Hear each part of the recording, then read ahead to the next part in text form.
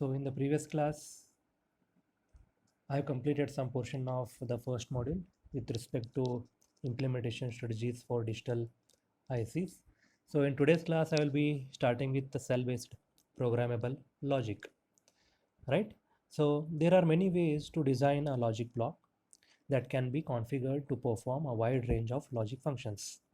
One approach is to use multiplexers as function generators.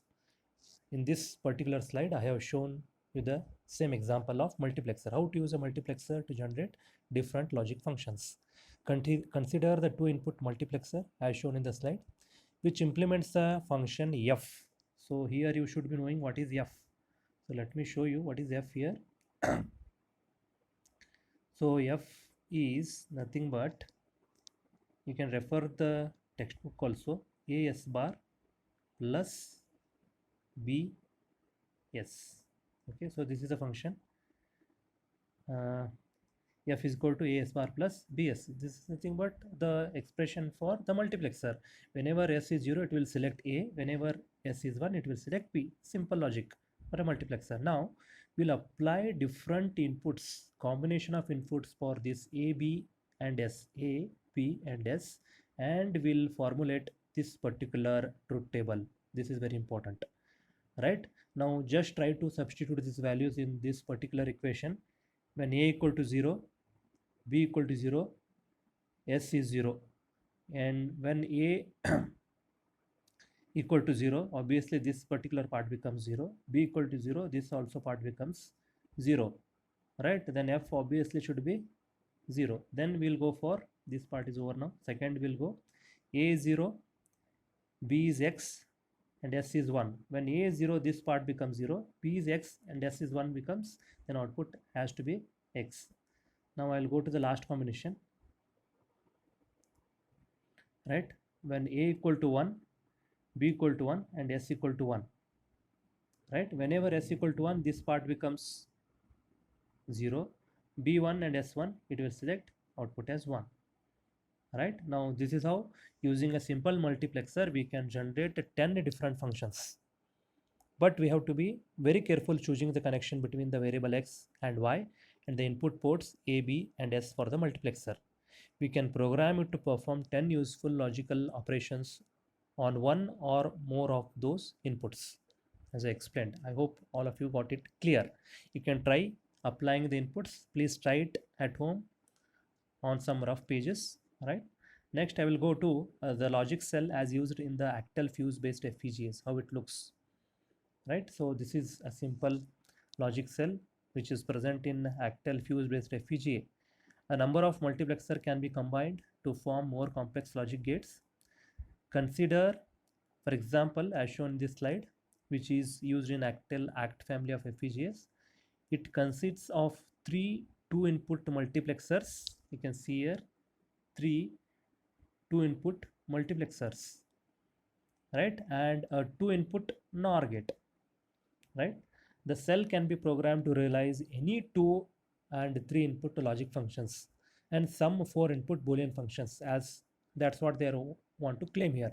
Now to get it clarified, in the text, if you can see, they have given some examples. Now let me show you a simple example which I have tried.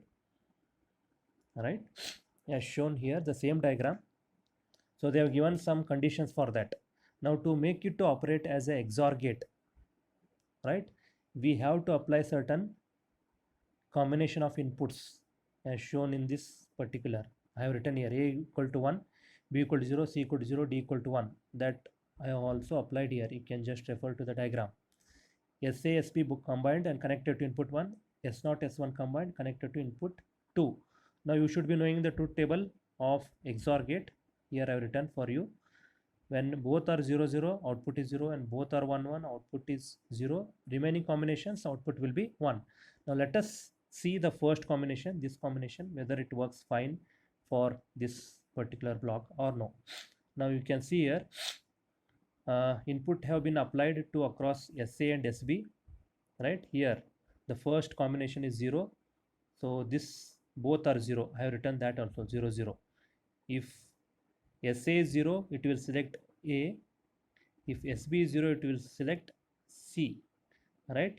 and for input 2 even that is 0, both are 0. Output of NOR gate is 1, that I have written here.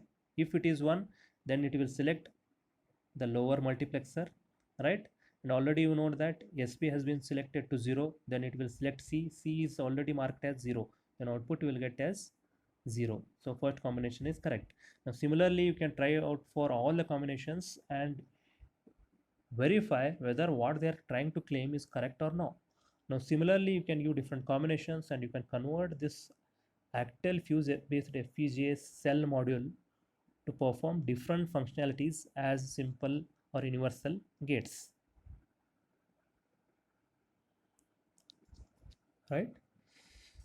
Now next we'll see how lookup table based logic function can be used to generate different functionalities.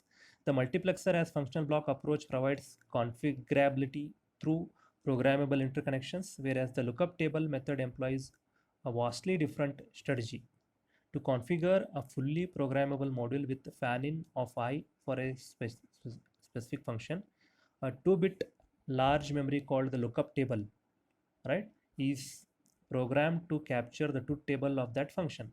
The input variables serve as control inputs to the multiplexer, which picks the appropriate value from the memory. Now, as shown in this figure, once again, we are trying to implement the same XOR gate, right, with the help of a multiplexer and a set of memory inputs. Now, in this memory input, I have stored these values 0, 0, sorry, I have stored these values. Okay, now now these inputs are being connected across the select line of a 2:1 multiplexer. Now whenever it is 0, 0, it will select the first value. What is that? It is 0. Whenever it is 0, 1, it will select the second value. What is that? That is 1. Third one, fourth one is 0. So already the functionality of whole XOR gate, you have stored them as a memory input and that you have connected to the multiplexer. Okay, please don't get confused here. I will try to explain it once again how they are going to do it, right? So this is what the output, what we expect as the programmer for a simple XOR gate. Whenever both input are 0, output should be 0. Whenever both input are 1, output should be 0. Remaining combination, the output should be 1. This is what we expect from a XOR gate. Now instead of using multiple logics, I will store this output itself as the input content of a memory and I will connect that memory to multiplexer. Now depending upon these inputs, a particular value will be selected from the memory and it will be sent as the output. Alright, now we'll store all the possible output combinations as the memory and we'll go on retrieving the value what we require depending upon the input values, right? Obviously it is going to consume a lot of memory space, but it's a very easy and a fast method of implementing any type of logic with the help of lookup table. Okay, next we'll see how a lookup table based programmable logic cell, a much more complicated one, is being done. Here whatever I have shown is a basic cell called as the configurable logic block CLB used in Xilinx 4000 series FPGA. So as I told, Xilinx is the world leader in producer of FPGAs. There are so many series like Spartan is there, Vertex is there, Kintex is there. You can just, if you're interested, just Google it and you can see there are so many different variants.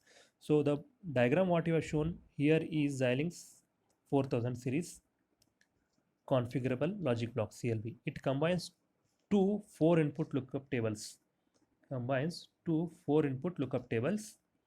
Feeding a 3-input lookup table, right? The cell features two flip-flops, right? So there are two flip-flops, as you can see. There are two flip-flops whose input can be any one of the lookup table outputs F, G and H, right? Those can be any of the inputs from the F, G and H. So few letters are not properly visible here. Actually this F, G and H are nothing but they will come here at this point. If you can refer the textbook, you can clearly identify, alright, or an external input DN and whose output are available at the XQ and YQ. Here actually this is XQ and this is YQ, right? Please refer to the textbook figure and try to understand. Please go through this video side by side. Please refer to the PDF what I have shared.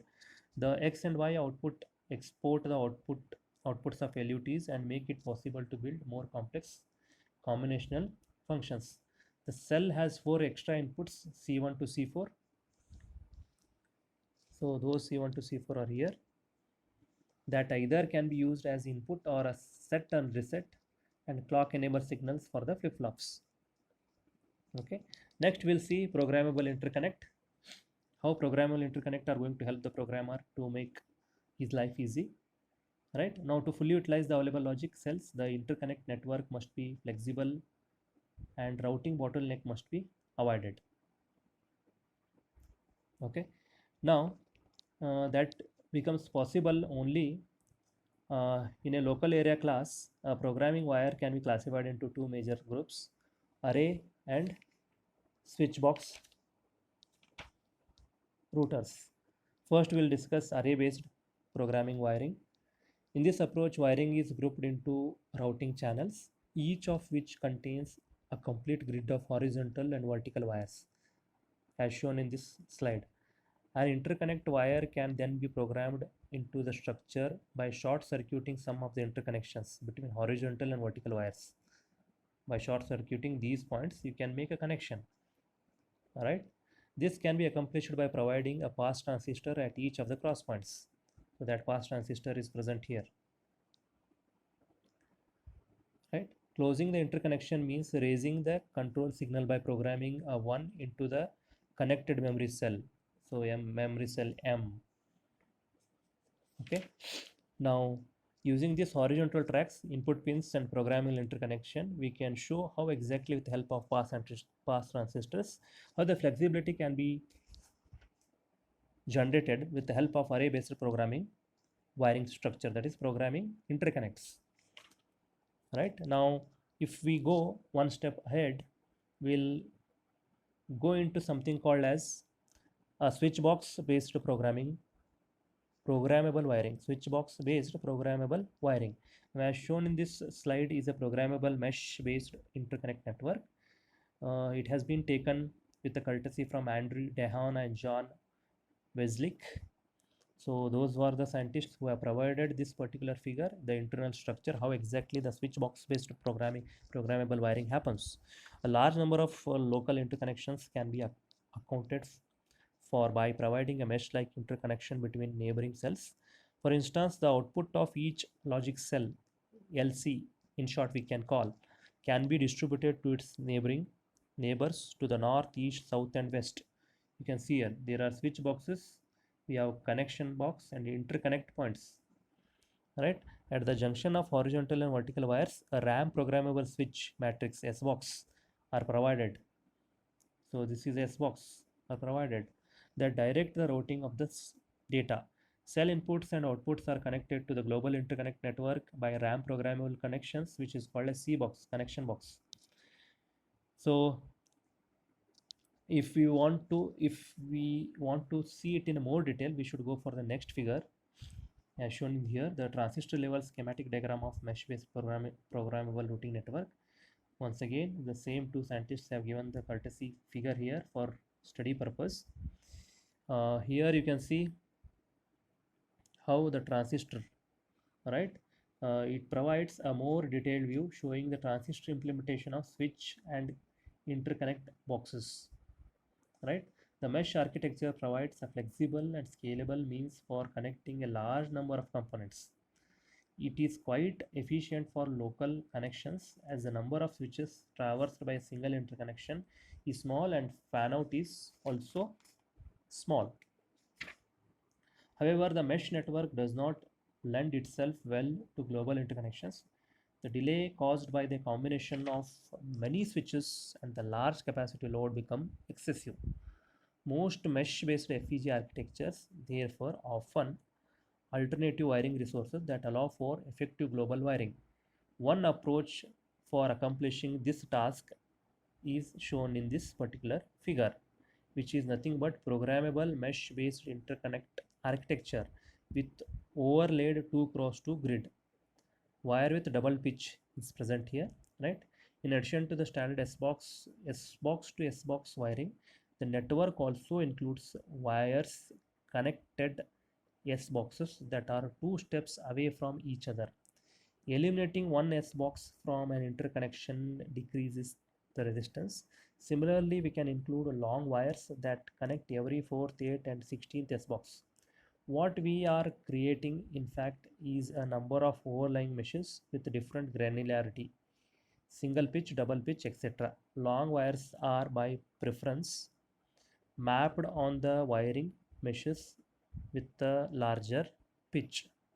Okay, now here I want to stop this video because in the from next video I will be starting. I will try to put it all together. I will explain you what is Altera Max series, how it looks, what are the different organization of logic cells, Max family macro cell. Then we'll go for Xilinx XE40XX series, FEG complexity and performance. Then finally we'll see the perspective, the implementation platform of the future, and I will end the discussion with the example of hybrid implementation platform. That will complete our module 1. I hope all of you people are reading the PDF which I've shared. Please try to Google, uh, try to collect more and more information so that these things will be clear, because these are the fundamental concepts which you should know to properly understand the remaining part of this particular subject, right? Thank you.